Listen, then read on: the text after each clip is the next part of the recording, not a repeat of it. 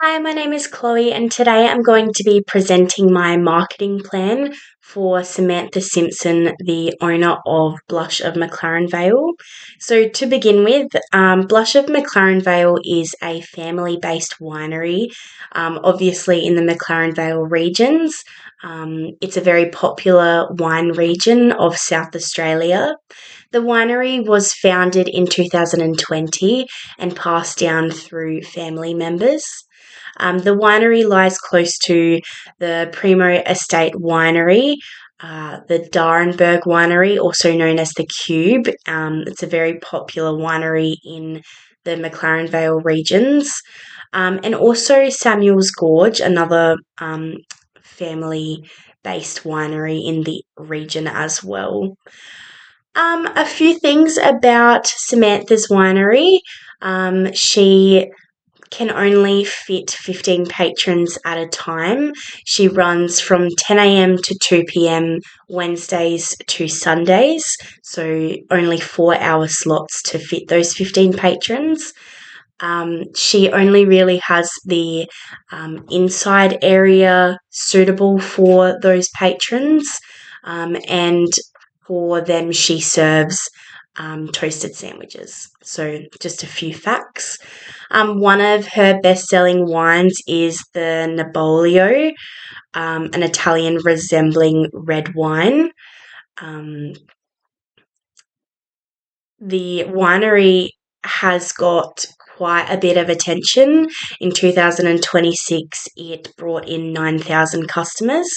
But obviously, there are a few problems that Samantha isn't all right with, and she has come to me or to our team to organise a marketing plan to put in place to benefit her business and bring in more customers, therefore making more net profits. So I'll just go on to the macro environment. So she's discussed some technological issues regarding her macro environment. So the fact that her reservation booking system is quite faulty a lot of the time, and customers do come to her to complain and tell her that they weren't sure if they were going to be seated and served. Um, this just can be a little bit of a tricky situation when it comes to giving a good impression to your customers. So you want those customers to walk away knowing that you provided great customer service, the process was smooth flowing, and the products were the best that they could possibly be. But having technological problems can be one of those small factors that makes a big difference for that customer in their day. So that was one of the problems that Samantha brought up to us. And that is one of the issues that I am highlighting for that. Samantha also discussed that she noticed a 25% increase in Chinese tourism, and that those Chinese tourists preferred sweeter wines, which was something that she didn't really provide or doesn't provide in the winery. She has a set amount of products for wines that she sells or allows customers to try. So customers are starting to want different wines that she is not comfortable producing or doesn't have a lot of knowledge around.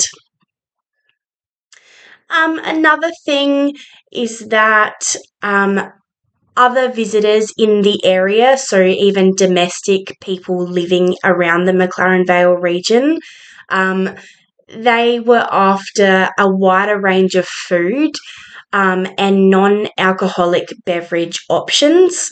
So, Samantha only provides jaffles or toasted sandwiches, and she doesn't have a commercial kitchen, so she's not really able to provide a wider range of foods.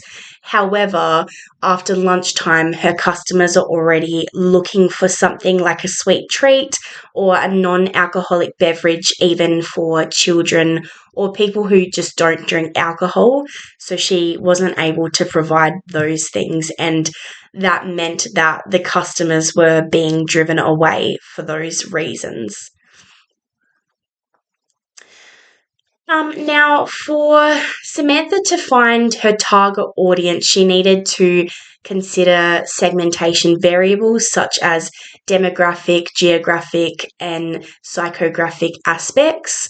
So, one of the things that we went through in our plan was that tourists were drawn in by the appeal of what the winery looked like, the landscapes it provided.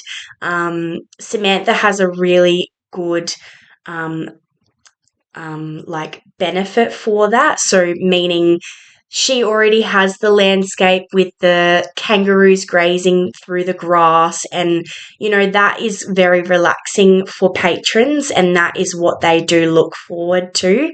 So, she's definitely got that one under control. Now, the other thing is that through research of scholarly resources, we found that the highest percentages of demographics was that our patrons were male, they were between 29 to 40 years old, they earned more than $100,000 a year, and most of them were domestic visitors. So they live in the area of McLaren Vale or even around the Adelaide region. So they're not really a tourist, and they can come in regularly for that reason.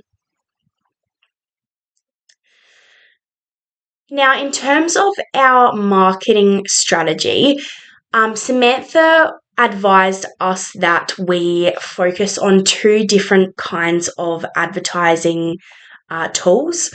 And we already know that she has started social media platforms such as Facebook, Instagram, and TikTok. And whilst they aren't quite developed because she doesn't have a lot of knowledge or time around that area, we looked at other tools that she could use to get her business name out there further. So, one of the things that we recommended is that she hosted wine experiences or like wine events. So, if she expanded her area in her winery and added maybe 10 to 15 more seats for 10 to 15 more patrons, that would be roughly 25 to 30 patrons in total. And then and she wouldn't even really need to do that, but the whole point of that is to get more patrons in and create more of a social environment. The other thing is that she can add wine tastings in there. She can bring in family background history and, make it a full experience that tourists and wine patrons can connect with deeply with what they resonate with. The other thing is that live music can be added. She can get a food caterer in, and just make it a really relaxing environment for patrons to visit and stay for a little bit and have a nice time, and then they leave having a completely different impression of Samantha's winery, Blush. And that is one of the most important ways that information circles and Samantha can get her business name out there further. Another thing was through Google Ads. The search engine market has 87.6% of the market share, meaning that people use Google platforms more than any other search engine to find businesses, wine events, things like that they would be interested in. Especially when they are meeting up with friends or family, or they just want to connect in a social environment that's relaxing and has good history and, brings nice energies. So Google Ads is definitely an important thing for Samantha to invest in, as she will get her business name out there more, whether it's intentional or people come across it unintentionally.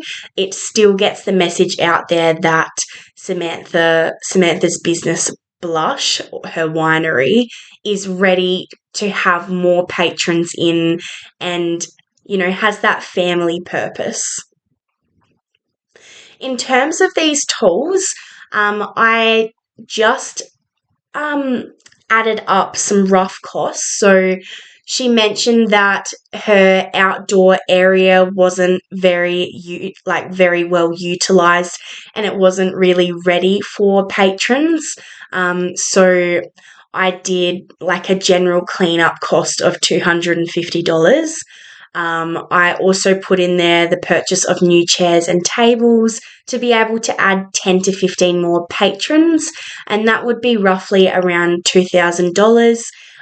They don't have to be brand new furniture. On Facebook Marketplace, it's pretty easy to get good deals for secondhand furniture. Live music hire can be roughly $1,000, and a food caterer can be roughly $1,500 for a day. And for the cost of Google Ads, it really depends on how much she wants to spend. There is a very big bracket for what she can spend, but we've got here cost per click is $10,000 roughly.